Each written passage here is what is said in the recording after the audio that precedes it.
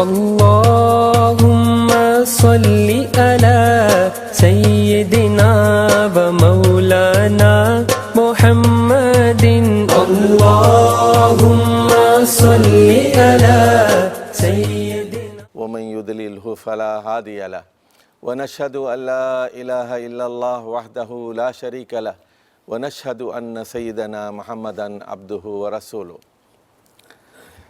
میں مدرسین قرآن کی اس محفل میں اپنی شرکت کو اپنے لیے بہت بڑی سعادت سمجھتا ہوں، اور میری خواہش تو یہ تھی کہ آپ لوگ اس کوچے کے کم سے کم آپ میں سے چند حضرات پرانے مسافر ہوں گے، تو آپ سے کچھ سیکھتا۔ تو ایک طالب علم کی حیثیت سے، ایک دیرینہ قرآن مجید کے طالب علم کی حیثیت سے میرے کچھ تجربات میں آپ سے شیئر کرنے کی کوشش کروں گا۔ اتنے بڑے مجمع کو دیکھ کر مجھے اب یہ ڈر محسوس ہو رہا ہے کہ یہ فہم قرآن کی محفل ہے یا کوئی سیاسی جلسہ ہے۔ تو اللہ کرے کہ یہ ہمارے لیے کارآمد اور مفید ثابت ہو۔ قرآن مجید اللہ کا کلام ہے، اور امت مسلمہ پر اللہ کا بہت بڑا احسان ہے کہ پچھلی کتابیں اپنی اصلی زبان کو بھی کھو چکی ہیں اور اپنے اصلی مفہوم کو بھی۔ نہ صحف ابراہیمی موجود ہے دنیا میں اصلی حالت میں، نہ تورات اور نہ زبور اور نہ انجیل۔ تو قرآن مجید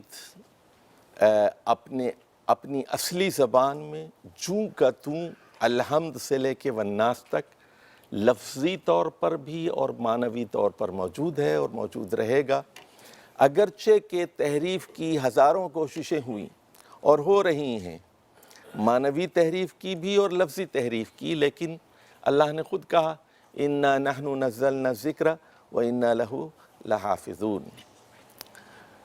اب یہ کتاب اپنے الفاظ کے اعتبار سے تو محدود ہے، 6230 سے کچھ زائد اس کی آیات ہیں، لیکن اپنے اسرار اور عجائب کے اعتبار سے یہ ایک سمندر ہے، اور جس کے رموز ہمارے سامنے نئے نئے آتے رہیں گے۔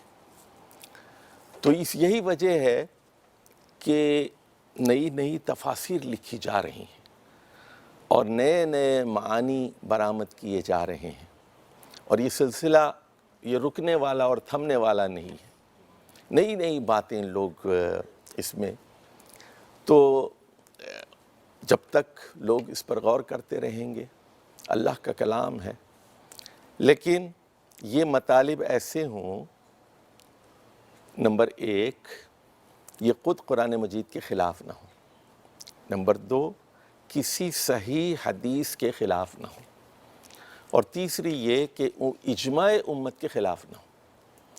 تو قرآن میں غور و فکر کے مواقع بھی ہیں اور تدبر کے مواقع بھی ہیں اور نئے اسرار و عجائب کے ابواب کھلے ہوئے ہیں، لیکن بہرحال اس احتیاط کی بہت ضرورت ہے۔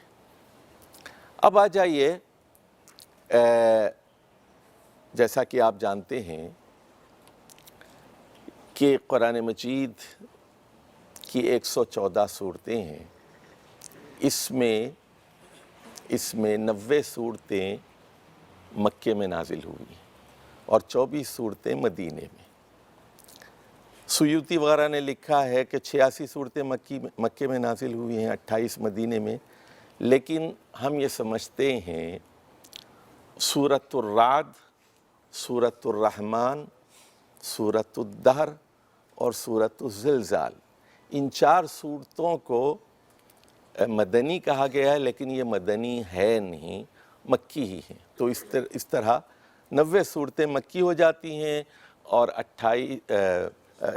24 صورتیں مدنی ہو جاتی ہیں، 114 صورتیں۔ اب ذرا ایک اور بات جو غور کرنے والی ہے کہ ہر صورت ایک اکائی ہے، ایک انڈیپینڈنٹ یونٹ ہے۔ اگرچہ کہ صورتیں بڑی بھی ہیں، درمیانی بھی ہیں، چھوٹی بھی ہیں اور بہت چھوٹی بھی ہیں، لیکن چاہے وہ بڑی ہو یا چھوٹی ہو، ہے اپنی جگہ ایک وحدت۔ اس کو، یہ بہت اہم نکتہ ہے، یہ پیش نظر آپ کے ہوں۔ اور میں یہ بات اکثر کہتا ہوں کہ ہاتھی کا آپریشن کرنا بہت آسان ہوتا ہے، لیکن چونٹی کا آپریشن کرنا بہت مشکل ہوتا ہے۔ تو اس لحاظ سے آپ کہہ سکتے ہیں کہ قرآن مجید کی سب سے آسان سورت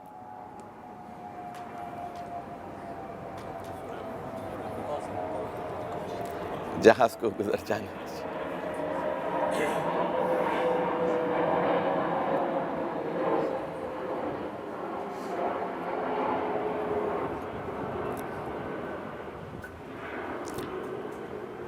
قرآن مجید کی سب سے آسان سورت وہ سورۃ البقرہ ہے، اور قرآن مجید کی سب سے مشکل ترین صورتیں وہ آخری پارے کی صورتیں، بہت ہی جامع اور بہت ہی کمپیکٹ، الفاظ کے اعتبار سے، مفاہیم کے اعتبار سے، بلاغت کے اعتبار سے، ایجاز کے اعتبار سے، تشبیہات اور استعاروں کے اعتبار سے بہت ہی مشکل ترین صورتیں ہیں وہ۔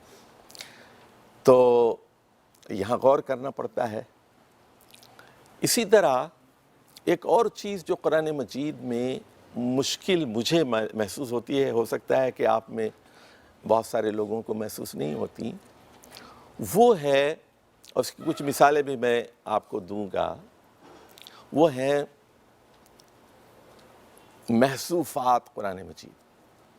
قرآن مجید میں بہت ساری اومیشنز ہیں اور آپ کو گیپ فلنگ کرنی پڑتی ہے۔ تو ایک ذہین طالب علم جو ہوتا ہے وہ ایسا ہنر سیکھ لیتا ہے کہ وہ بات کی تہ تک پہنچ جاتا ہے۔ یعنی مثال کے طور پر میں ایک مثال دیتا ہوں، جیسے آپ کا ایک 2 سال کا بیٹا ہے، فرض کیجئے، یہ کرسی رکھی ہوئی ہے، وہ کرسی سے اس کرسی پہ جم کرتا ہے، وہ بہت مزہ آتا ہے اس کو، ساتھ لگی ہوئی کرسی ہے نا، لیکن جب وہ 3 سال کا ہوتا ہے تو اس کو مزہ نہیں آتا اس کو۔ لیکن اگر درمیان میں جگہ چھوٹی ہوئی ہے اور 1-2 فٹ اس کو جم کرنا ہے، اس کو بہت مزہ آئے گا۔ تو اسی طرح جب کلام کو سمجھنے کی انسان کے اندر صلاحیت پیدا ہو جاتی ہے تو صاف بات اس کو اچھی نہیں لگتی، اور وہ ایسے کلام کا خواہش مند ہوتا ہے جس میں اس کو غور و فکر کا سامان فراہم کیا گیا ہو اور وہ خود جم کر کے اگلے مضمون تک پہنچ سکے۔ چلیے میں چند ایک اس کی مثالیں آپ کو دوں گا۔ تو یہ ایک بات ذرا نوٹ فرما لیجئے کہ قرآن مجید میں سب سے مشکل ترین جو چیز ہے، جو ایک مدرس کو سمجھنے کی ضرورت ہے، وہ یہ کہ اس میں چھپی ہوئی چیز کیا ہے۔ کبھی یہ ہوتا ہے کہ 2 جملوں کے درمیان ایک چیز چھپی ہوئی ہوتی ہے، کبھی یہ ہوتا ہے کہ 2 آیتوں کے درمیان ایک چیز چھپی ہوئی ہوتی ہے، کبھی ایسا ہوتا ہے کہ 2 پیراگرافز کے درمیان ایک چیز چھپی ہوئی ہوتی ہے۔ اس چھپی ہوئی چیز کو جاننا، اس کا سراغ لگانا، یہ ایک ہنر ہے، اور جب آپ اس ہنر میں کامیاب ہو جاتے ہیں تو پھر فہم قرآن کے بہت سارے دروازے آپ کے لیے واہ ہو جاتے ہیں۔ یہ ایک اہم بات آپ ذرا نوٹ فرما لیجئے۔ میں اردو کی ایک مثال آپ کو میں دیتا ہوں، اردو کی، اس کے بعد پھر ہم قرآن کی ایک 2-4 مثالوں کی طرف جائیں گے تاکہ بات کھل جائے آپ کے سامنے۔ غالب کا مشہور شعر ہے، ابن مریم ہوا کرے کوئی، میرے دکھ کی دوا کرے کوئی. تو ان دو مصروں کے درمیان کچھ چیزیں چھپی ہوئی ہیں, بتائیے وہ کیا ہے؟ بہت آسان ہے نا, کوئی مشکل لفظ بھی نہیں ہے اس میں. ابن مریم ہوا کرے کوئی, میرے دکھ کی دوا کرے کوئی. تو درمیان میں جی جی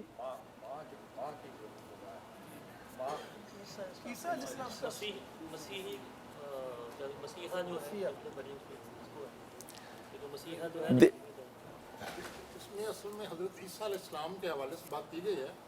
وہ لوگوں کی بہت سی بیماریوں کا آرام آتا تھا ان سے اللہ کی فضل سے, تو یہ اس میں بھی یہی پہلو ہے. نہیں, میرا سوال وہ نہیں ہے. میرا سوال یہ ہے, دو جملے ہیں, پہلا ایک جملہ ہے, دوسرا ایک جملہ ہے, درمیان میں ایک چیز چھپی ہوئی ہے.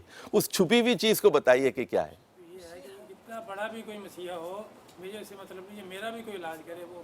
ہاں, تو اصل میں سنیے, بات یہ ہے, پہلے مصرے میں اس نے اپنے محبوب کی بہت تعریف کی ہے, اور دوسرے مصرے میں اس نے اپنے محبوب کو آسمان سے اتار کے زمین پر بٹھا دیا ہے اس کو.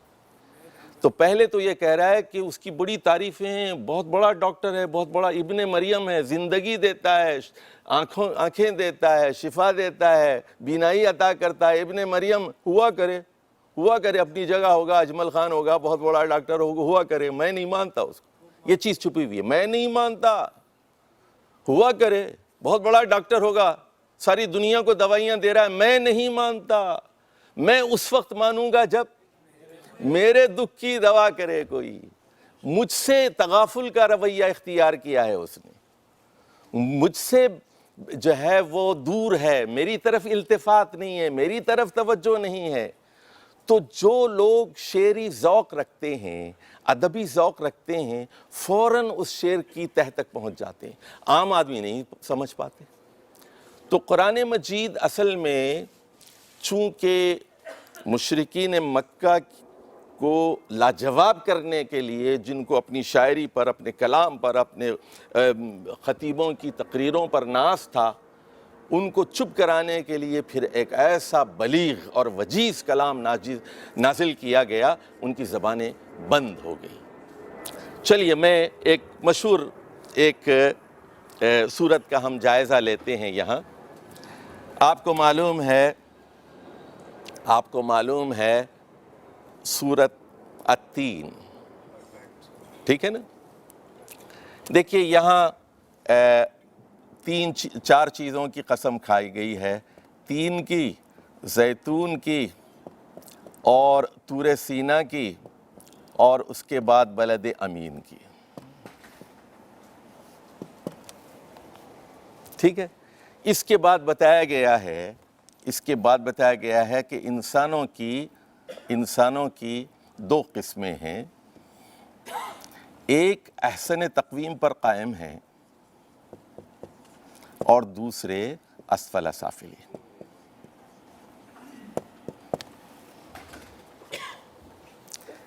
اچھا, یہ جو احسن تقویم پر ہیں یہ کون ہیں؟ یہ ایمان اور عمل صالح کرنے والے لوگ ہیں. اور ان کے لیے کیا ہے بتائیے جلدی سے, ان کے لیے کیا ہے؟ نہیں, آپ قرآن سے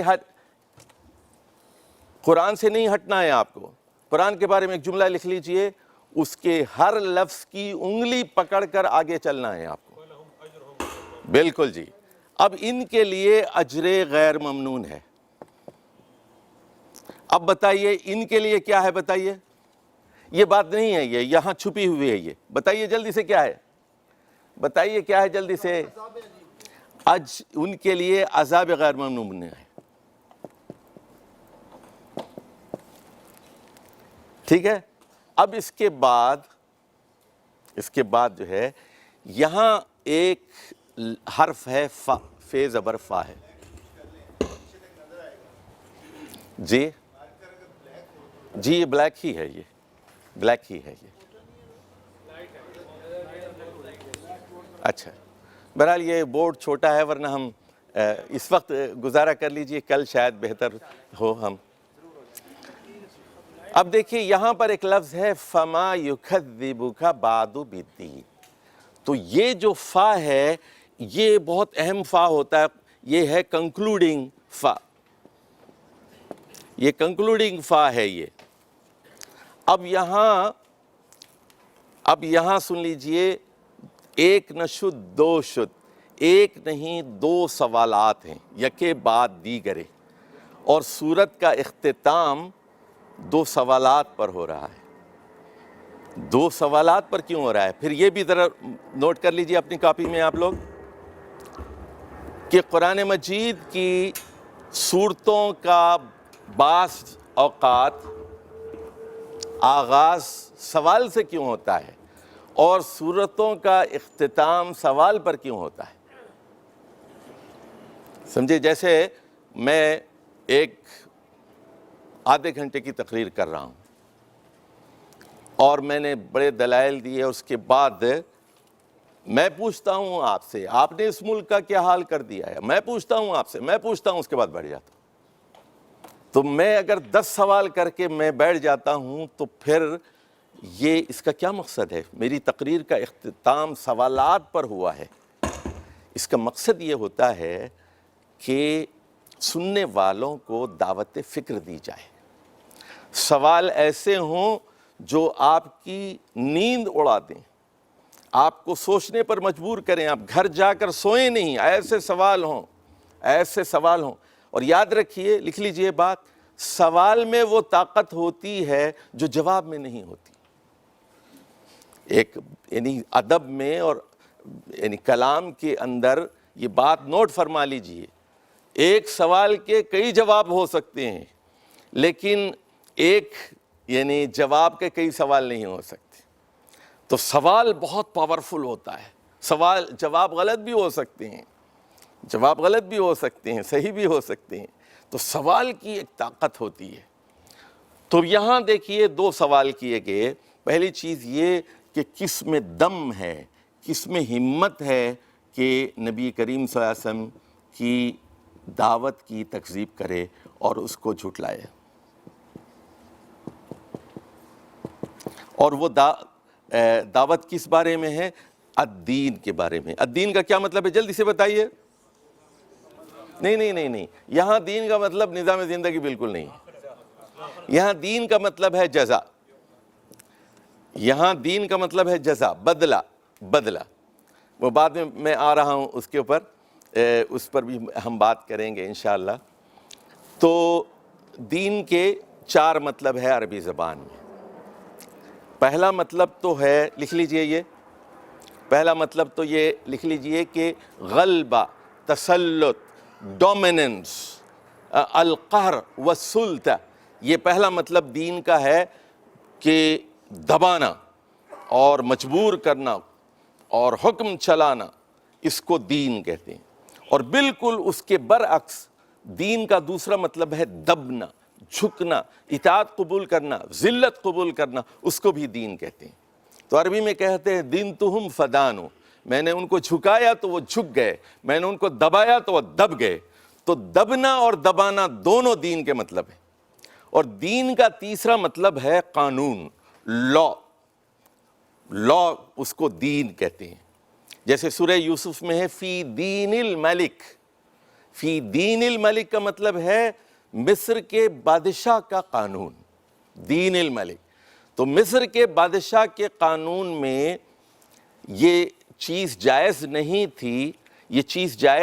تھی کہ کسی دوسرے شہری کو بلا وجہ روک لیتے، تو تدبیر کرنی پڑی، پھر ان پر ایک الزام لگایا گیا، سمجھے، اور تفتیش کے لیے ان کو روک لیا گیا، تا وقت کہ وہ الزام ثابت ہو جائے، تو اس وقت کے لیے تو اس دین الملک میں گنجائش نہیں تھی ان کو روکنے کی یا پکڑ لینے کی۔ تو دین الملک کا کیا مطلب ہے؟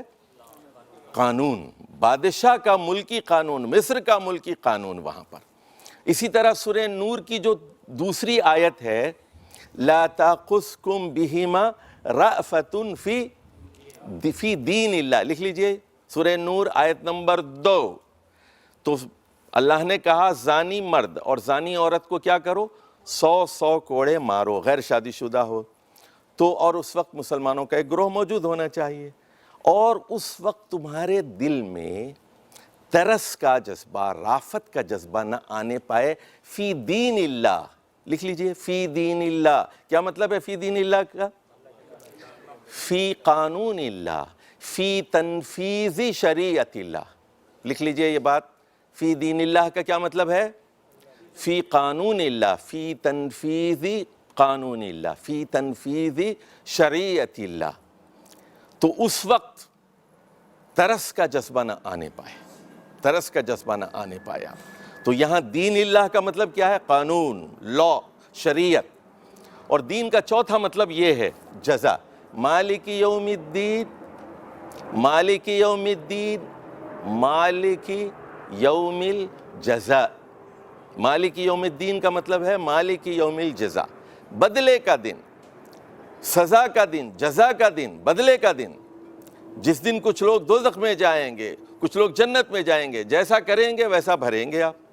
तो बदला, जैसे कहते हैं कमा थदीनु थुदान, अरबी का मुहावरा है, जो आप बोएंगे वो काटेंगे, जैसा करेंगे वैसा भरेंगे। तो दाना यदीनु दिन का एक मतलब ये होता है बदला, जज़ा, मुकाफ़ात अमल, इसको मुहासबा, उसको भी दीन कहते हैं। और पांचवा मतलब जो आप बता रहे थे, पांचवा मतलब वो फिर निज़ाम हयात, इन्न दीन इंदल्लाहि अल इस्लाम। तो वहाँ पूरा निज़ाम ज़िंदगी, वो पूरा निज़ाम ज़िंदगी, अल यौम अकमलतु लकुम दीनकुम। दीनकुम का वहाँ मतलब आज पूरा दीन मुकम्मल हो गया, पूरा निज़ाम मुकम्मल हो गया, पूरा कानून मुकम्मल हो गया, हम पहलू वो मुकम्मल हो गया।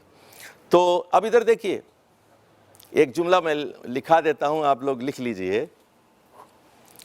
ये चार बुनियादी इस्तिलाहात में है ये बात, लेकिन आप में से पता नहीं कितने लोगों ने ये किताब पढ़ी है या नहीं पढ़ी है। लिख लीजिए, दीन का जो जामे मतलब है एक इस्तिलाह के तौर पर, उनमें हम ये चार मफाहीम को जोड़ेंगे आपस में। देखिए इधर देखिए, पहले चार मफहूम क्या थे पहले याद है आपको? जी बताइए। पहला अल्लाह की हाकिमियत, गलबा, तसल्लुत। दूसरा क्या मतलब है? हक, महकूमियत, गुलामी। और तीसरा मतलब क्या है? कानून। और चौथा मतलब क्या है? जज़ा और सज़ा। अब सुन लीजिए, इस्तिलाही तौर पर लिख लीजिए, इस्तिलाही तौर पर दीन से मुराद वो मुकम्मल निज़ाम हयात है जिसमें इंसान अल्लाह की हाकिमियत को तस्लीम कर लेता है और अपनी बंदगी को तस्लीम कर लेता है और आखिरत की जज़ा व सज़ा को तस्लीम कर लेता है, और फिर इन अक़ायद की रोशनी में उसकी शरीयत पर अमल करता है। चारों बातों का खुलासा आ गया ना। एक ऐसा निज़ाम जिसमें इंसान अल्लाह की हाकिमियत को तस्लीम कर लेता है, अपनी बंदगी और ग़ुलामी को तस्लीम कर लेता है, और उसकी जज़ा और सज़ा को तस्लीम करता है कि वो सज़ा भी देगा और जज़ा भी देगा, और उस बाद उसके कानून पर, उसकी शरीयत पर इखलास के साथ अमल पैरा हो जाता है। उस पूरे सिस्टम का नाम क्या है? अल इस्लाम। एक जामे निज़ाम के तौर पर ये इस्तिलाह यहाँ पर आई है। अब आ जाइए, इसके बाद जो है यहाँ दूसरा सवाल किया गया, क्या अल्लाह ताला अहकमुल हाकिमीन नहीं है? इधर देखिए, अब सवाल ये है कि ये चार को जोड़ना है ये दो के साथ, और इसके बाद इस फा का क्या करेंगे? अब इसके बाद इन दो सवालों का क्या करेंगे? तो ये पूरे कलाम को रब्त इसके अंदर क्या है, इसमें छुपी हुई चीज़ें क्या हैं, क्या बात हो रही है, इसका मौजू क्या है, पूरी सूरत क्या कहना चाह रही है? तो पूरी सूरत का जो मरकज़ी मज़मून है, लिख लीजिए ये, कि वो इम्कान आखिरत का जायज़ा है। यानी आखिरत है या नहीं है। एक आदमी आखिरत को नहीं मानता, एक आदमी जन्नत और दोज़ख को नहीं मानता, क़यामत को नहीं मानता, मरने के بات کی زندگی کو تسلیم نہیں کرتا. اور اس وقت دنیا میں یہ بہت بڑا مسئلہ ہے اس وقت. یعنی آپ کو شاید معلوم ہو کہ کینیڈا میں 67% لوگ کرسچن بیک گراؤنڈ کے ہیں، لیکن ان میں سے 24% افراد وہ ہیں جو اپنے آپ کو کسی مذہب سے وابستہ کرنا نہیں چاہتے اور اپنے آپ کو عیسائی کہلوانا نہیں چاہتے. ان 24 میں سے بھی 9% وہ لوگ ہیں جو صاف کہتے ہیں ہم کسی خدا کو نہیں مانتے. یہی معاملہ یورپ کا بھی ہے تقریباً، اور یہی معاملہ امریکہ کا بھی ہے کہ 8 to 9% ایتھیسٹ ہیں اور about 25% آف دی پاپولیشن، یعنی 1/4 آبادی وہ ایگنوسٹک ہے، تشکیک میں مبتلا ہے، اسکیپٹسزم کی قائل ہے. یہ بہت بڑا مسئلہ ہے اس وقت. یعنی اس پوری دنیا میں جو 7 ارب لوگ رہتے ہیں، دیکھیے ہم قرآن کی دعوت پیش کر رہے ہیں نا، تو یہ بہت بڑا مسئلہ ہے. اس کو ایڈریس کرنا آپ کا کام ہے. آپ قرآن کے طالب علم ہیں، آپ قرآن کے مدرس ہیں، آپ قرآن کے داعی اور مبلغ ہیں. اس دنیا کو بتانا ہے کہ آخرت ہے، کیونکہ دنیا میں اس وقت تشکیک بڑی تیزی کے ساتھ بڑھ رہی ہے. یہ بہت بڑا چیلنج ہے، اور قرآن کا یہ ایک بہت بڑا مضمون ہے یہ، اور بہت ساری صورتوں کے اندر یہ مضمون پھیلا ہوا ہے. اب آ جائیے، پہلے یہ بات بتائی گئی، یہاں سے شروع کرتے ہیں. بلد امین کیا ہے؟ جلدی سے بتائیے. وہ جگہ جہاں محمد صلی اللہ علیہ وسلم کو وحی سے نوازا گیا. طور سینا کون سی جگہ ہے؟ جہاں حضرت موسیٰ علیہ السلام کو وحی دی گئی. زیتون، کوہ زیتون، اولیو ماؤنٹین، وہ جہاں حضرت عیسیٰ علیہ السلام واس کیا کرتے تھے. اور 3 سے مراد شام اور لبنان کا وہ علاقہ ہے جہاں بنی اسرائیل کے بہت سارے پیغمبر مبعوث کیے گئے، جہاں انہوں نے دعوت پیش کی، اور جن میں حضرت الیاس ہیں اور بہت سارے لوگ ہیں. تو یہ سارے انبیاء کی تعلیمات، ساری آسمانی کتابیں کیا کہہ رہی ہیں؟ انسانوں کی 2 قسمیں ہیں. یا تو وہ احسن تقویم پر ہیں، بلندی پر ہیں، یا پھر وہ اسفل سافلین. دیکھیے وہاں سورہ حج میں کہا گیا وَمَن يُشْرِكْ بِاللَّهِ كَأَنَّمَا خَرَّ مِنَ السَّمَاءِ. جو شرک کرتا ہے وہ گویا آسمان سے اٹھا کر زمین پر پھینک دیا جاتا ہے. جو توحید والا ہے اتنی بلندی پر ہوتا ہے، جو شرک کرنے والا ہے وہ نیچوں کا نیچ اور اسفل سافلین ہوتا ہے. احسن تقویم سے وہ اسفل سافلین ہو جاتا ہے. تو انسانوں کی 2 قسمیں ہیں. سارے انبیاء کی تعلیمات یہی کہہ رہی ہیں. اب دیکھیے یہاں ان کی قسم کھائی گئی ہے نا، ان کی گواہی پیش کی گئی ہے. 3 کی گواہی ہے، زیتون کی گواہی ہے، طور سینا کی گواہی ہے، بلد امین کی گواہی ہے. یہ سارے انبیاء کی تعلیمات، یہ سارے مقامات چیخ چیخ کر کہہ رہے ہیں. تاریخ یہ کہہ رہی ہے کہ کچھ لوگ احسن تقویم پر ہیں، کچھ اسفل سافلین میں جاتے ہیں. اور ان کے لیے کیا ہے؟ فَلَهُمْ أَجْرٌ غَيْرُ مَمْنُونٍ. اچھا، جب انبیاء کی تعلیمات یہ کہہ رہی ہیں، اب اس کے بعد فا آ رہا ہے. اچھا، اب آپ کی عقل کیا کہہ رہی ہے؟ آپ کی عقل کیا کہہ رہی ہے؟ کیا آپ جزا و سزا کو جھٹلائیں گے؟ دیکھیے اب سن لیجئے، یہ تو نقلی تعلیمات تھی نا. اب یہاں سے یہ عقل سے سوال کیا جا رہا ہے. یہ سوالات کس سے ہیں؟ انسانی عقل سے کیے جا رہے ہیں یہ سوال. دنیا میں فرض کیجئے آپ ایک فیکٹری کے مالک ہیں، آپ کے پاس 100 آدمی کام کرتے ہیں.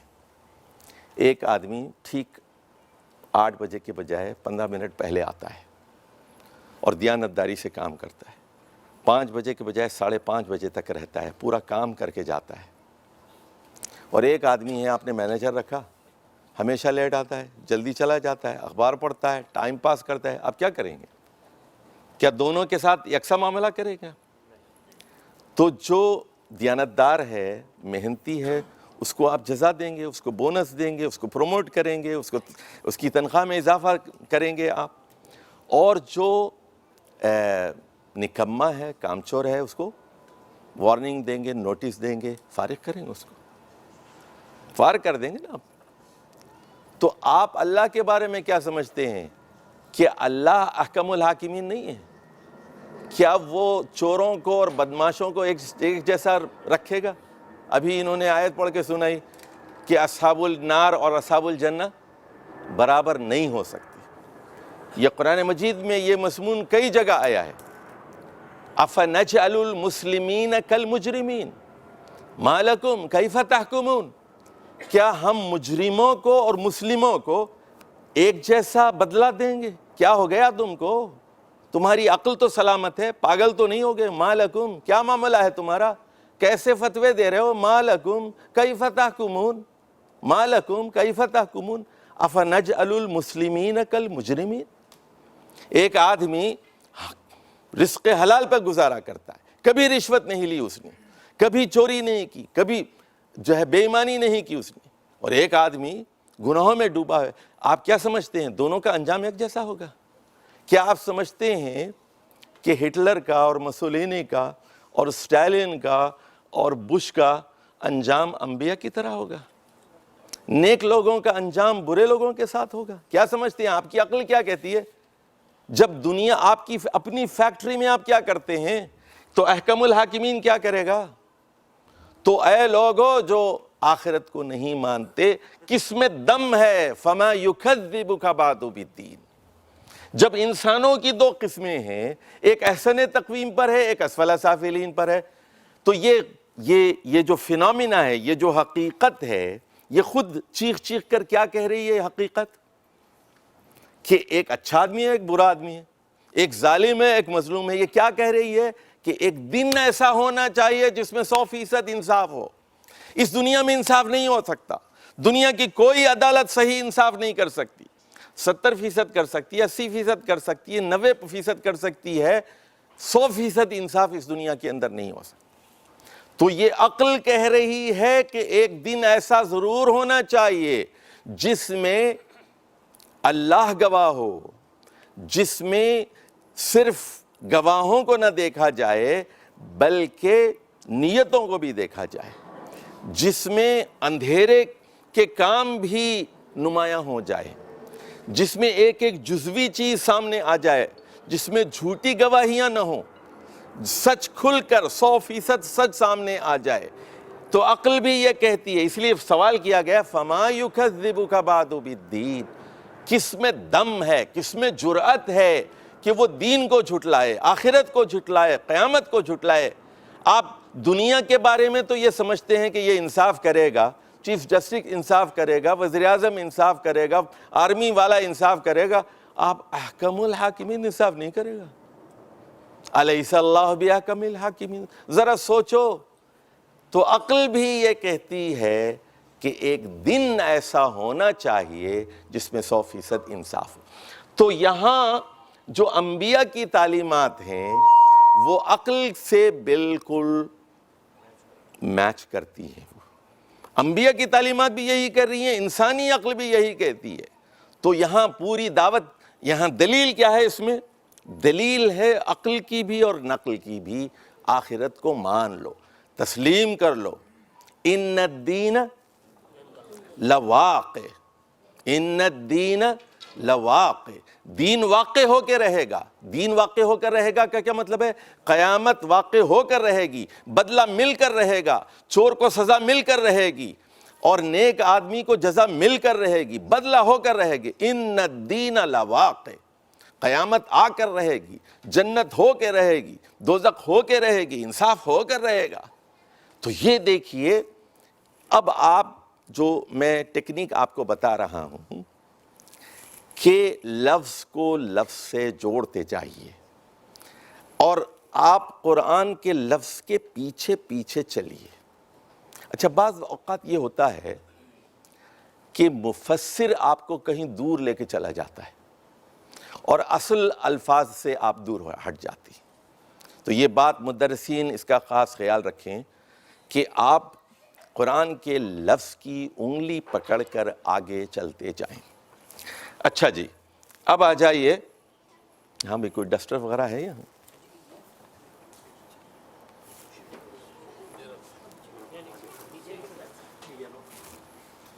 جی، اچھا، اب یہاں میں 2-4 باتیں آپ کو بتانا چاہتا ہوں، ذرا اس کو نوٹ فرما لیجئے۔ ایک تو قرآن مجید کتاب الدلائل ہے، یہ اے بک آف ایویڈنس، کتاب الدلائل ہے یہ۔ اس میں منکرین آخرت کے خلاف دلائل ہیں، جو اللہ کو نہیں مانتے، منکرین خدا کے خلاف دلائل ہیں، منکرین رسالت کے خلاف دلائل ہیں، ایک دلائل سے بھرپور کتاب ہے، دلائل سے بھرپور کتاب ہے۔ اب آ جائیے، اس میں یہ لکھ لیا آپ نے نقطہ، یہ دلائل والی کتاب۔ اب اگلا نقطہ یہ لکھ لیجئے کہ اقسام القرآن بھی دلائل ہی کی ایک قسم ہے۔ قرآن میں جو قسمیں آئی ہیں وہ بھی دلیلیں ہیں، وہ بھی دلیلیں ہیں۔ ادھر دیکھیے ذرا بورڈ کی طرف۔ اب یہ دلیل پہلے ہوتی ہے اور اس کے بعد مدلول ہوتا ہے۔ اچھا، دوسری یعنی ایک قسم ہے اور دوسرے جواب قسم ہے، ٹھیک ہے؟ جیسے مثال کے طور پر عصر کی قسم کھائی گئی، ٹھیک ہے؟ زمانے کی قسم کیا ثابت کرنا مقصود ہے؟ انسان خسارے میں۔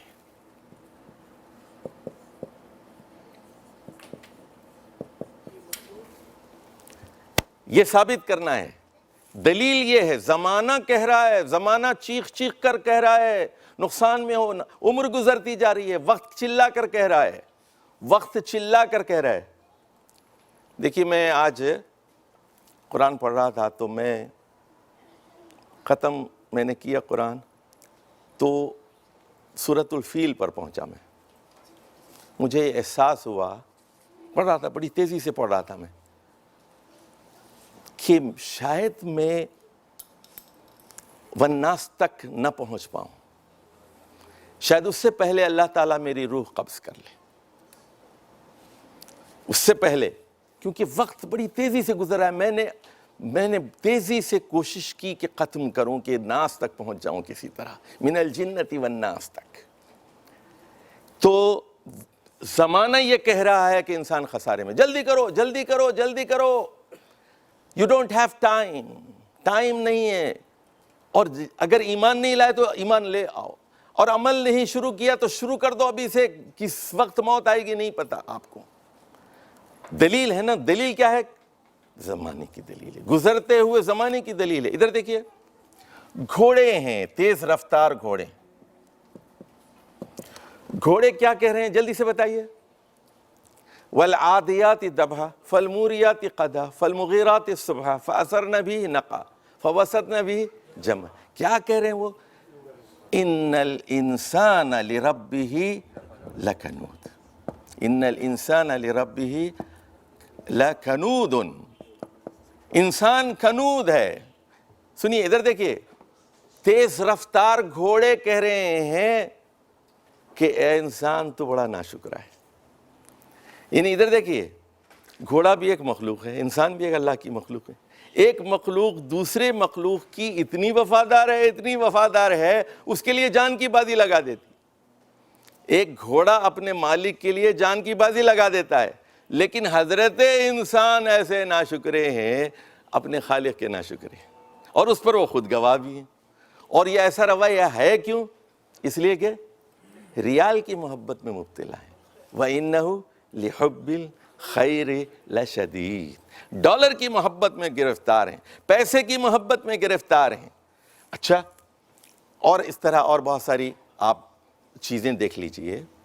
مثال کے طور پر یاسین والقرآن، تو یہ اس کے بعد کیا ہے؟ اِنَّكَ لَمِنَ اچھا، اب یہاں پر حکیمانہ تعلیمات قرآن کہہ رہی ہیں، کیا کہہ رہی ہیں؟ کہ آپ ایک عام آدمی نہیں ہیں، یہ جو باتیں آپ کی زبان سے نکل رہی ہیں، قرآن کی حکیمانہ تعلیمات پر غور کرو۔ یہ تعلیمات گواہی دے رہی ہیں، کیا کہہ رہی ہیں؟ کہ آپ اسی سلسلے کی ایک کڑی ہیں، انبیاء کی، مرسلین میں سے ایک ہیں۔ آپ عام آدمی نہیں ہیں، عام بشر نہیں ہیں، مرسلین میں سے ہیں۔ یہ بالکل اسی طرح کی بات کہہ رہے ہیں جس طرح حضرت نوح نے کہی، موسیٰ نے کہی، عیسیٰ نے کہی، سلیمان نے کہی، داؤد نے کہی، زکریا نے کہی، ہارون نے کہی، اور مختلف انبیاء نے کہی علیہ السلام۔ اسی سلسلے کی ایک کڑی ہیں، بلکہ آخری کڑی ہیں، اِنَّكَ لَمِنَ الْمُرْسَلِينَ۔ تو ثابت کرنا کیا مقصود ہے یہاں پر؟ جلدی بتائیے، ثابت کیا کرنا مقصود ہے؟ کہ آپ جو ہیں رسالت کو ثابت کرنا مقصود ہے۔ لیکن یہ کیسے ثابت ہوگا؟ اگر آپ ان حکیمانہ تعلیمات پر غور کریں گے۔ اگر اس کی حکیمانہ تعلیمات پر غور نہیں کریں گے تو پھر آپ ان کو رسولی تسلیم نہیں کریں۔ اس کی حکمتوں پر غور کرو قرآن مجید کی۔ تو اسی طرح اور بہت ساری مثالیں ہیں، ادھر دیکھیے،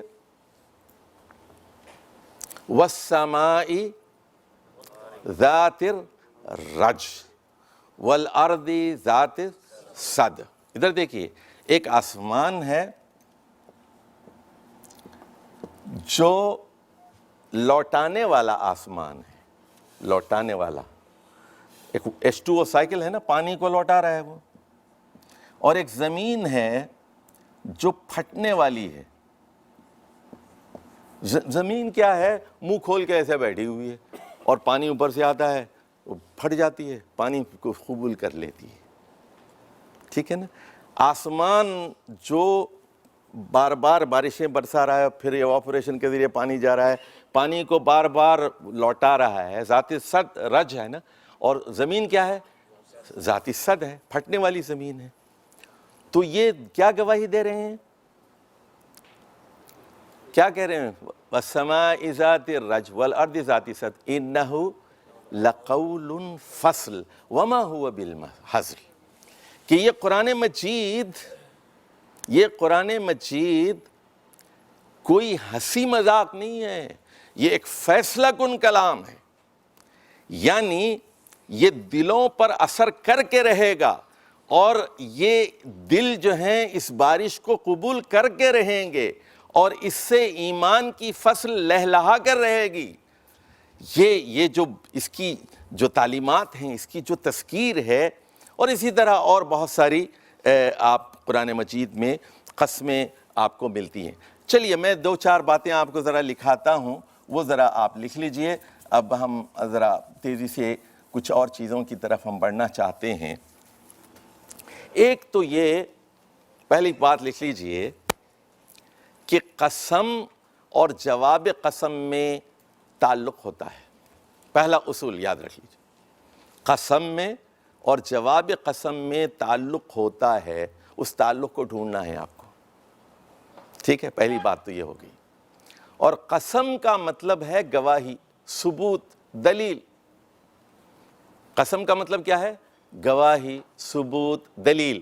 ادھر دیکھیے، جیسے آپ کہتے ہیں میں کل آؤں گا، کل 8 بجے آؤں گا، اور آپ کہتے ہیں اللہ کی قسم کل 8 بجے آؤں گا، تو آپ کیا کر رہے ہیں؟ اپنی بات کو اللہ کی شہادت کے ساتھ پیش کریں۔ میں اللہ کو گواہ بنا کر، اللہ کی قسم کا مطلب کیا ہے؟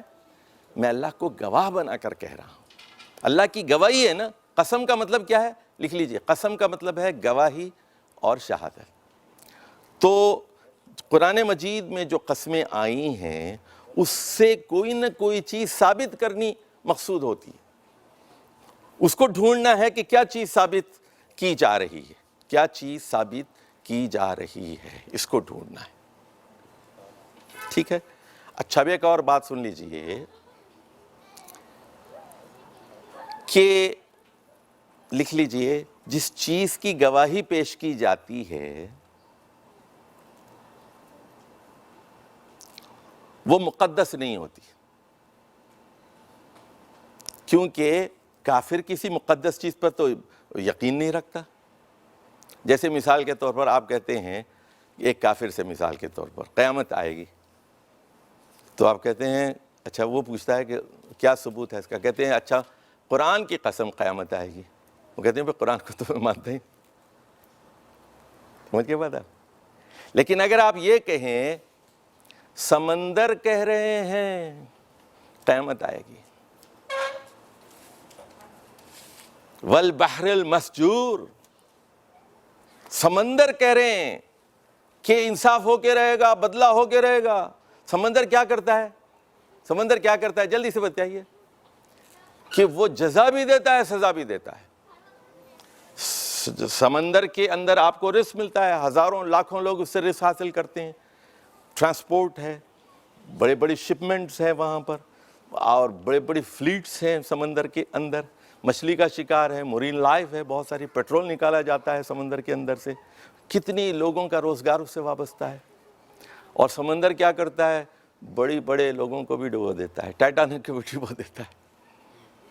سمندر کیا کہہ رہا ہے؟ قیامت آ کے رہے گی۔ سمجھ کے بات آپ؟ ہوا کیا کہہ رہی ہے؟ ہوائیں کہہ رہی ہیں وَالذَّارِيَاتِ ذَرْوًا، ہوائیں کہہ رہی ہیں۔ سنیے، ہوا کے دو پہلو ہیں، ہوائیں کہہ رہی ہیں قیامت آ کے رہے گی، لکھ لیجئے پوائنٹ یہ۔ سمندر کہہ رہا ہے ہوا جو ہے قیامت آ کے رہے گی، ہوائیں کہہ رہی ہیں، ہوا کے دو پہلو ہیں۔ ہوا جب تیز چلتی ہے تو تیری یاد آتی ہے، ہوا ٹھنڈی ہوائیں شام کی جی کو جلا کے رہ گئیں، ہوائیں بارش کا پیغام لے آتی ہیں، ہوائیں خوشحالی کا پیغام لے کر آتی ہیں، ہوائیں مبارک ہوتی ہیں، کسان خوش ہو جاتے ہیں، ہواؤں کو دیکھ کر بارش ہوگی، اور ہوائیں تباہی مچا دیتی ہیں، فصلیں برباد کر دیتی ہیں ہوائیں۔ اور وہ ہوا کیسی تھی؟ سرد ہوا جس نے قوم عاد کو ہلاک کیا تھا، دبور، اور جو مسلسل 8 دن اور 7 راتوں تک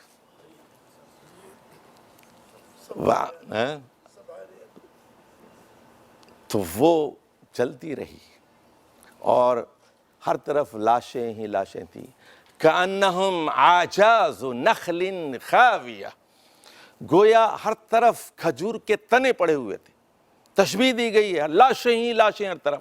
ایسی ہوا تھی اس کے آگے جو چیز ہوتی تھی وہ تباہ ہو جاتی تھی، ایسی سرد ہوا یہ سوڈان کی طرف سے آئی تھی، اور یمن وادی احقاف میں، جو عمان اور یمن کے سرحد پر جو علاقہ تھا جہاں قوم عاد آباد تھی، تو ہوائیں کہہ رہی ہیں۔ تو یہ بات اقسام القرآن کے بارے میں نے آپ سے کہی، ذرا اس پر جہاں جہاں بھی قرآن میں قسمیں آئیں گی تو اس پر ذرا غور فرما لیجئے کہ یہ قسم کیوں آئی ہے، کیا ثابت کرنا مقصود ہے۔ یہ ایک اہم چیز ہے جو آپ کے سامنے رہے۔ اب آ جائیے، کبھی قرآن میں ایسا ہوتا ہے پہلے ڈیمانڈ ہوتا ہے، جیسے دیکھیے سورہ بقرہ کی آیت نمبر 21 ہے، یا ایھا الناس اعبدوا، تو اعبدوا میں کیا ہے؟ یہ ڈیمانڈ ہے، یہ مطالبہ آ گیا۔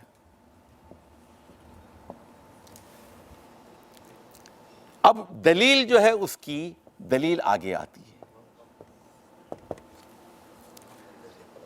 اچھا، کس کی عبادت کی جائے، کس کی اطاعت کی جائے، کس کی بات مانی جائے؟ تو کہا گیا تو ایک تو وہ تمہارا رب، اور وہی ہے جو تمہارا خالق بھی ہے۔ سمجھ کے بات آپ؟ کیوں اس کی عبادت کی جائے؟ اس لیے کہ پہلی چیز کس کی آگئی؟ رب کی دلیل آئی ہے، خالق کا بعد نہیں ہے۔ اچھا، حالانکہ سن لیجئے ترتیب کلام کیا ہونا چاہیے کہ اللہ خالق ہے، اس نے پیدا کیا، اور پالنے کے بعد وہ سارا نظام چلا رہا ہے، پانی کا اور بارش کا اور ہوا کا اور آکسیجن کا، زندگی کے لیے جتنی چیزوں کی ضرورت ہے وہ فراہم کر رہا ہے، رب ہے، لہٰذا اس کی عبادت کرو۔ لیکن ڈیمانڈ پہلے لایا گیا، دلیل بعد میں لائی جاتی ہے۔ جیسے یہ بالکل اسی طرح کا انداز ہے، دیکھیے اقرا بسم ربک الذی خلق. دیکھ رہے ہیں؟ تو اس چیز پر آپ کی نگاہ ہونی چاہیے کہ جب بھی مطالبہ آ رہا ہے اس کے پیچھے دلیل ہے، اور یہ سارے انسانوں کے لیے، پوری دنیا کے انسانوں کے لیے. یا ایھا الناس اعبدوا ربکم الذی خلقکم، کہ نہ صرف وہ خالق ہے. اچھا، اب سوال یہ ہے کہ پہلے رب کا ذکر کیوں آیا؟ اس لیے کہ ربوبیت کو آپ دیکھ رہے ہیں، خالقیت کو آپ نے دیکھا نہیں. آپ نے خود اپنے آپ کو پیدا ہوتے ہوئے، کائنات کو پیدا ہوتے ہوئے دیکھا نہیں ہے، لیکن ربوبیت کو دیکھ رہے ہیں آپ. ہوا مل رہی ہے، پانی مل رہا ہے، کھانا مل رہا ہے، اور خون کا نظام چل رہا ہے، ہاضمے کا نظام چل رہا ہے، پیشاب کا نظام چل رہا ہے، اور خون کا نظام چل رہا ہے. سارے نظام آپ کے چل رہے ہیں نا. ربوبیت کی ساری دلیلیں فراہم ہو رہی ہیں آپ کی، ایکسٹرنل دلیلیں بھی ہیں اور انٹرنل دلیلیں بھی ہیں.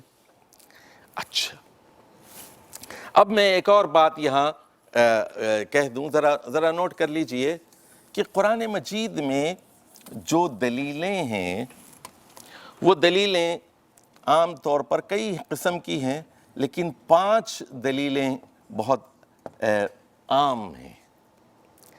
ایک پہلی دلیل تو ہے تاریخی دلیلیں ہوتی ہیں، دوسری جو ہے نقلی دلیلیں ہوتی ہیں، تیسری جو ہے عقلی دلیلیں ہوتی ہیں، اور آفاقی دلیلیں ہوتی ہیں، اور انفسی دلیلیں ہوتی ہیں. انفس آپ کے اندر کی، اپنے من میں ڈوب کر پا جا سراغ زندگی. تو اگر میرا نہیں بنتا نہ بن، اپنا دو بن. تو دیکھیے قرآن مجید کہتا ہے وَفِي أَنفُسِكُمْ أَفَلَا تُبْصِرُونَ. تو سنیے، تمہارے نفس کے اندر بھی قیامت کی دلیلیں موجود ہیں. وَفِي أَنفُسِكُمْ، تمہارے اندر بھی قیامت کی دلیلیں موجود ہیں. تمہارا اپنا ضمیر یہ کہہ رہا ہے. دیکھیے، جب آپ کہتے ہیں، کیا آپ یہ کہتے ہیں کہ یہ قلم بڑا شریف ہے، یہ بڑا بدمعاش ہے، کہتے ہیں آپ؟ کس کو کہتے ہیں شریف اور بدمعاش آپ؟ جی، انسانی کو کہتے ہیں نا، انسانی کو کہتے ہیں. جب آپ نے یہ فیصلہ دے دیا، آپ کے ضمیر نے یہ فیصلہ کر دیا کہ یہ اچھا آدمی ہے، یہ برا آدمی ہے، اس کا مطلب یہ ہے کہ آپ نے جنت اور دوزخ کو تسلیم کر لیا، آپ نے جزا اور سزا کو تسلیم کر لیا. سمجھے؟ لا اقسم بیوم القیامہ ولا اقسم بالنفس اللوامہ. یہ جو نفس لوامہ ہے جس کو آپ ضمیر کہتے ہیں، اس کی گواہی پیش کرتا ہوں میں کہ قیامت آ کے رہے گی. بلا قادرین علی ان نسوی بنانا. آپ انسان کی بات کرتے ہیں، انسان کی بات کرتے ہیں، ہم تو اتنی قدرت رکھتے ہیں آپ کے فنگر پرنٹس کو بھی جوں کا توں ہم پیدا کر کے دکھا دیں. اچھا، تاریخی دلیلیں. تاریخ کیا کہہ رہی ہے؟ در دیکھیے، تاریخ میں جزا اور سزا کا سبق موجود ہے.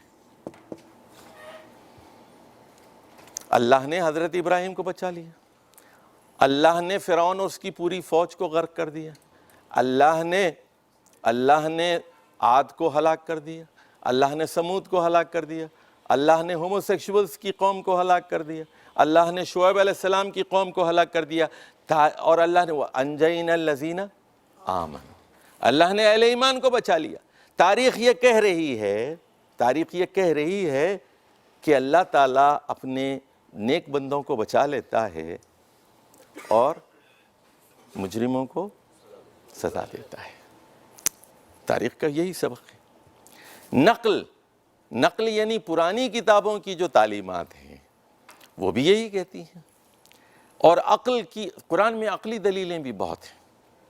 جیسے توحید کے بارے میں کہا گیا، عقل سے دلیل کہ اگر ایک سے زیادہ خدا ہوتے تو کیا ہوتا؟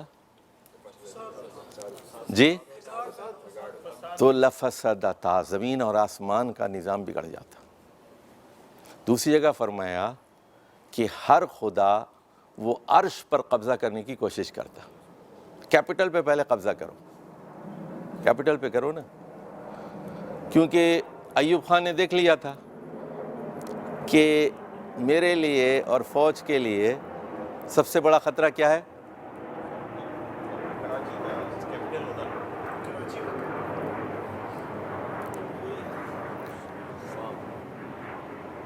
اس نے محسوس کر لیا تھا کہ سب سے بڑا خطرہ کراچی ہے. یہاں کے لوگ پڑھے لکھے ہیں، سمجھدار ہیں. فاطمہ جینا کی یہ سپورٹ کی، میری تو یہاں کچھ نہیں چلی. اسی دن فیصلہ ہو گیا کہ اب جی ایچ کیو کے نزدیک کیپٹل ہونا چاہیے. اسی دن فیصلہ ہو گیا، اسی دن پاکستان ٹوٹ گیا. جس دن اسلام آباد کیپٹل بنانے کا فیصلہ ہوا، بنگلہ دیش الگ ہو گیا. اس کا مطلب یہ تھا کہ آئندہ پاکستان فوج کے ہاتھ میں ہوگا. اسلام آباد کو پنڈی کے ساتھ جی ایچ کیو کے ساتھ بنانے کا مقصد کیا تھا؟ اب پاکستان کا مستقبل فوج سے وابستہ ہے، ڈنڈے کا چلے گا زور، یہ اس کا مطلب تھا. چلیے جی، تو اس طرح بہت ساری قرآن مجید میں عقلی دلیلیں ہیں.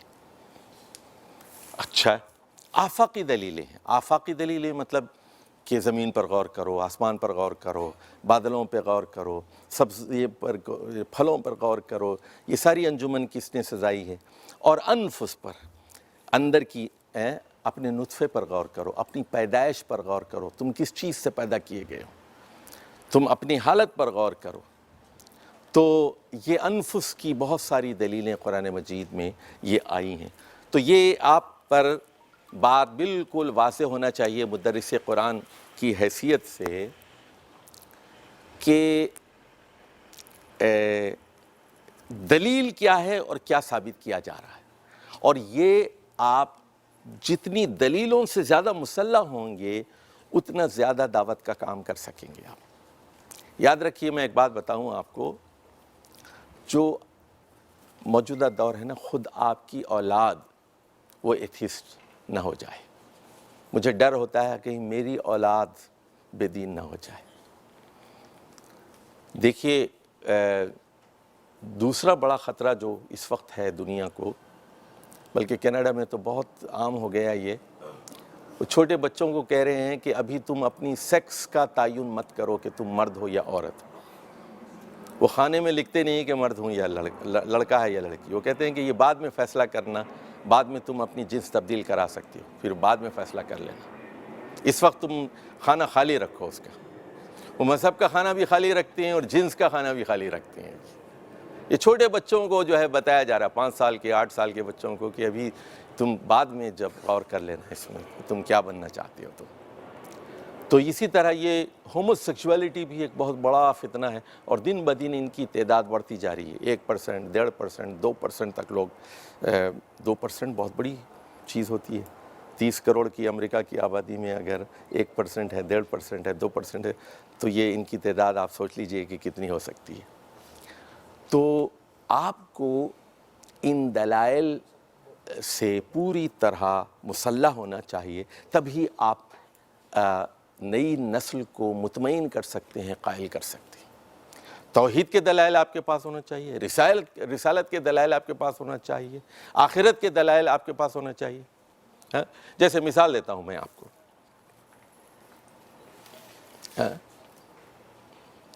سورہ قاف میں کہا گیا وَأَحْيَيْنَا بِهِ بَلْدَةً مَيْتًا، اور اس کے بعد كَذَلِكَ الْخُرُوجِ.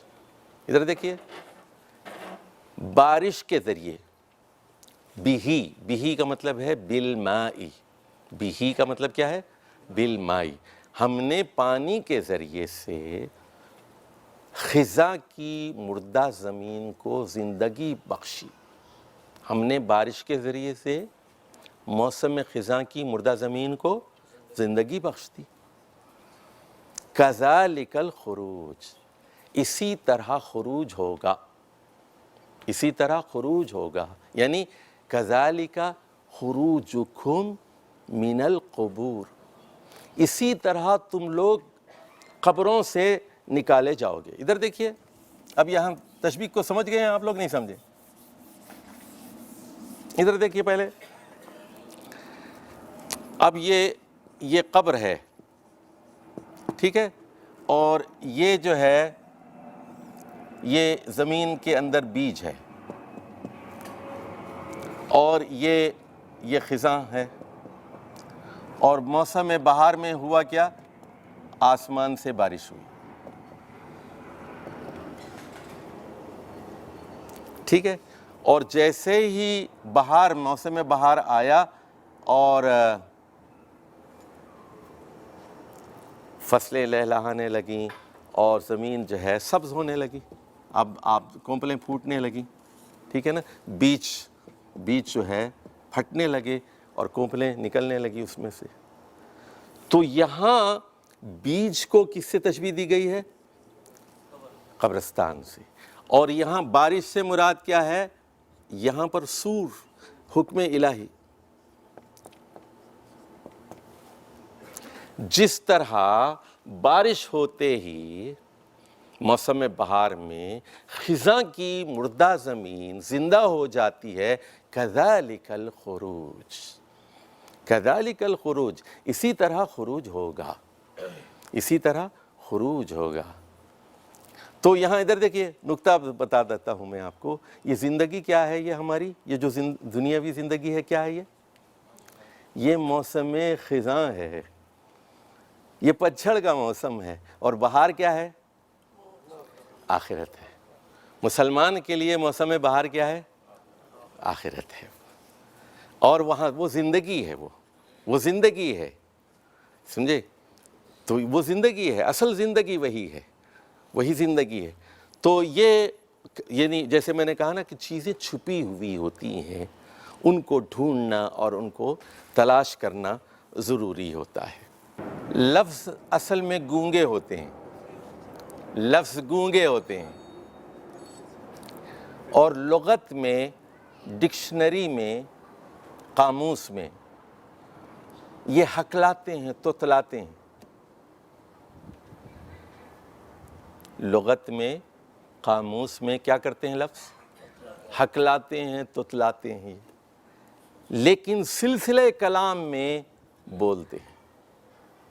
لفظوں کے بارے میں یہ 3 باتیں نوٹ فرما لیجئے. لفظ ہوتے کیا ہیں؟ یہ گونگے. اور ڈکشنری میں کیا ہوتے ہیں؟ ہکلاتے ہیں، تتلاتے ہیں. اور سلسلہ کلام میں بولتے ہیں. اچھا، اس پر آپ کی اچھی طرح نظر ہونی چاہیے. اچھا، ذکر کی کیا معنی ہے؟ یاد کو ذکر کرتے ہیں نا.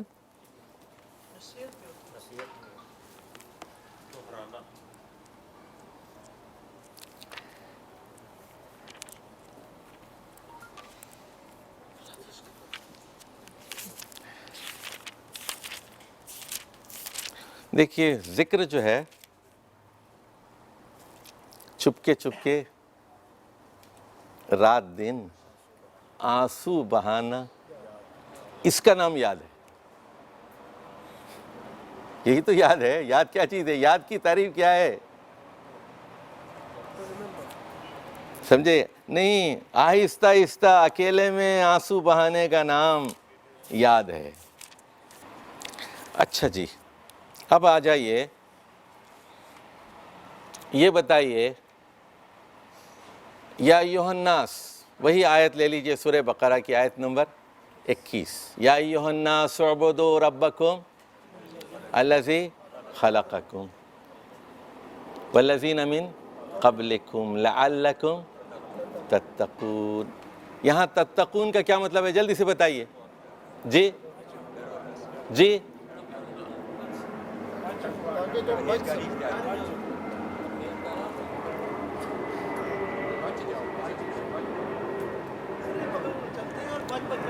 جی رویہ جو ہے وہ درست رویے کا انتخاب کرنا.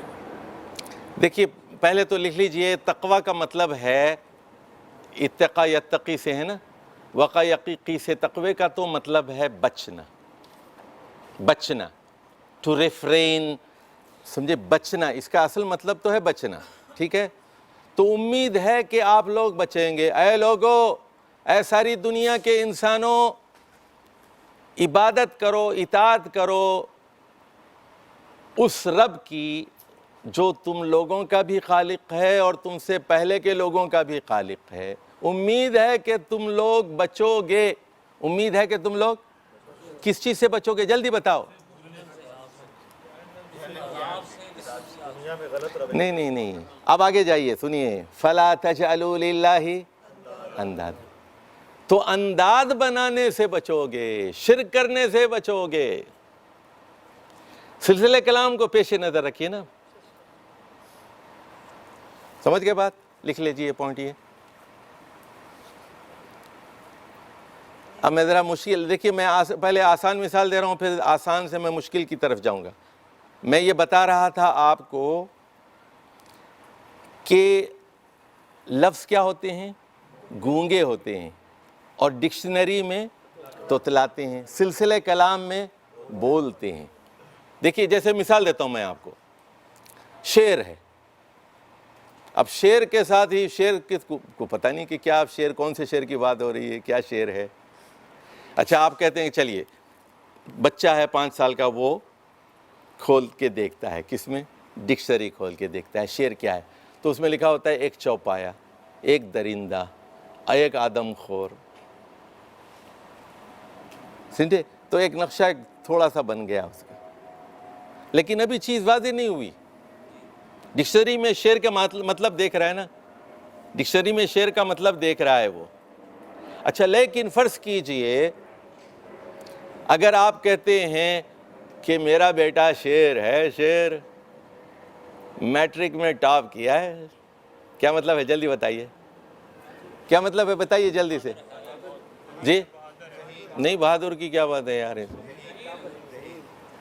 محنتی ہے، ذہین ہے، یہاں یہ مطلب ہے ٹاپ کیا ہے اس نے، شعر ہے میرا بیٹا۔ اچھا آپ کے ناظم مالیات کون ہیں؟ ناظم مالیات کون ہے بھائی؟ ہاتھ اٹھائیں ذرا یہ۔ ہاں اچھا وہ کہتے ہیں، فرض کیجیے کہ آج ہم نے ایک شعر پکڑا، اس نے 1 لاکھ ریال دیے ہیں۔ یہاں شعر کا کیا مطلب ہے بتائیے جلدی سے جی۔ یہاں فیاض، صاحب ایمان، جو اللہ کی راہ میں خرچ کر سکتا ہے، شعر پکڑا ہے ہم نے، شعر 1 لاکھ ریال اس نے اللہ کی راہ میں دیے۔ تو سلسلہ کلام بتائے گا کہ شعر کا کیا مطلب ہے۔ سمجھ گئے بات؟ یہ نوٹ کر لیں آپ پہلے، پھر میں متقین پہ آتا ہوں۔ میں آپ کو، آپ لوگ ہر جگہ جو ہے وہ، یعنی وہاں قرآن کے اندر جب آئیں گے آپ، تو سب سے بڑی مصیبت یہ ہوتی ہے کہ آپ سلسلہ کلام کو چھوڑ دیتے ہیں اور لفظ کے اندر نہیں اترتے، سلسلہ کلام کو نہیں دیکھتے اور اس کے معنی کو دریافت کرنے کی کوشش نہیں کرتے۔ ٹھیک ہے نا جی؟ اچھا جی، اب آ جائیے سورۃ القصص، لکھ لیجئے سورۃ القصص۔ اللہ نے ابتدا میں کہا ان فرعون علا فی الارض، فرعون نے زمین پر علو کا مظاہرہ کیا، بڑا بنتا تھا، بش بنتا تھا، وہ جارج بش یعنی سمجھتا تھا اپنے آپ کو، ڈونلڈ ٹرمپ سمجھتا تھا۔ فرعون جو ہے، فرعون تھا، اسٹالن تھا، وہ اپنے وقت کا مشرف تھا وہ۔ ان فرعون، بلا شبہ فرعون، علا فی الارض، زمین پر بہت بڑا بنتا تھا وہ۔ ٹھیک ہے، اب اس کے بعد آ جائیے آخر میں، سورت کے آخر میں آئیے آپ۔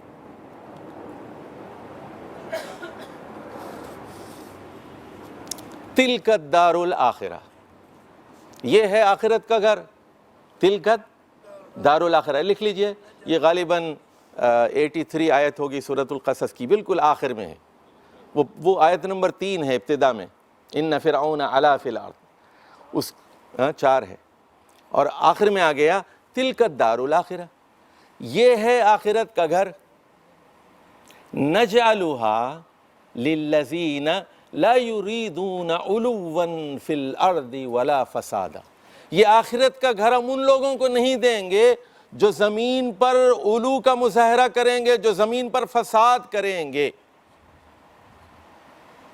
اب سوال ہے، سن لیجیے آپ سے، دیکھتے ہیں آپ میں کون شیر ہے۔ یہاں شیر کا کیا مطلب ہے؟ یہاں شیر کا کیا مطلب ہے؟ جو فہم قرآن کی صلاحیت کون زیادہ رکھتا ہے؟ ٹھیک ہے نا؟ وَالْعَاقِبَةُ لِلْمُتَّقِينَ۔ یہاں متقین کا کیا مطلب ہے بتائیے؟ دیکھتے ہیں وہ کون شعر ہے، ہاتھ اٹھائیے، سنیے پھر بتاتا ہوں۔ ادھر دیکھیے، پہلے ترجمہ پہلے سن لیجیے۔ تِلْكَ الدَّارُ الْآخِرَةُ، یہ آخرت کا گھر ہے، یہ جنت ہے، یہ تِلْكَ الدَّارُ الْآخِرَةُ نَجْعَلُهَا، ہم اس کو دیں گے، لَا يُرِيدُونَ عُلُوًّا فِي الْأَرْضِ، جو زمین پر بڑے نہیں بنتے، علو کا مظاہرہ نہیں کرتے، وَلَا فَسَادًا، جو زمین میں فساد برپا نہیں کرتے، وَالْعَاقِبَةُ لِلْمُتَّقِينَ۔ جی مظہر بھائی۔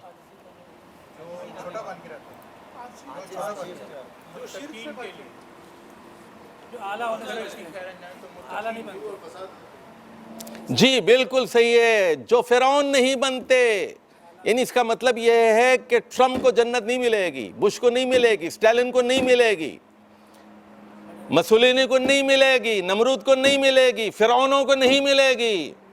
سنیے، متقین کا مطلب بتائیے مجھے یہاں، جو لکھ لیجئے، متقین کا یہاں مطلب ہے جو علو اور فساد سے بچتے ہیں، یعنی وہ حکمران، لکھ لیجئے یہاں متقین کا مطلب ہے جو ابیوز آف پاور سے بچتے ہیں۔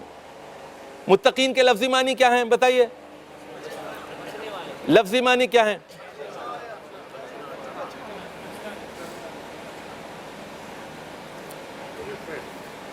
متقین کا مطلب ہے بچنے والے، تو یہاں جو فساد سے بچتے ہیں اور اقتدار کے ناجائز استعمال سے بچتے ہیں، لکھ لیجئے آپ، اقتدار کے غلط استعمال سے بچتے ہیں، وہ ہیں متقین۔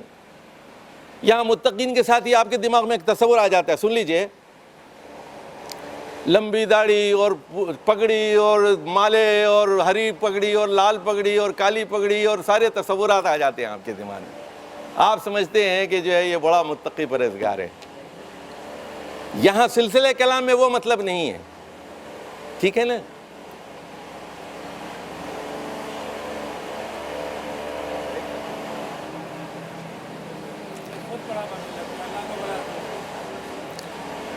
یہاں متقین کا مطلب ہے ابیوز آف پاور سے بچتے ہیں، اقتدار کے غلط استعمال سے بچتے ہیں، فرعونیت سے بچتے ہیں، ان کو جنت دوں گا، وہ لوگوں کو نہیں دوں گا میں۔ اچھا اب ادھر آ جائیے، حج تو آپ لوگوں نے سب نے کیا ہے نا ماشاءاللہ، تو اللہ کہتا ہے فَمَن تَعَجَّلَ فِي يَوْمَيْنِ فَلَا إِثْمَ عَلَيْهِ وَمَن تَأَخَّرَ فَلَا إِثْمَ عَلَيْهِ لِمَنِ اتَّقَى۔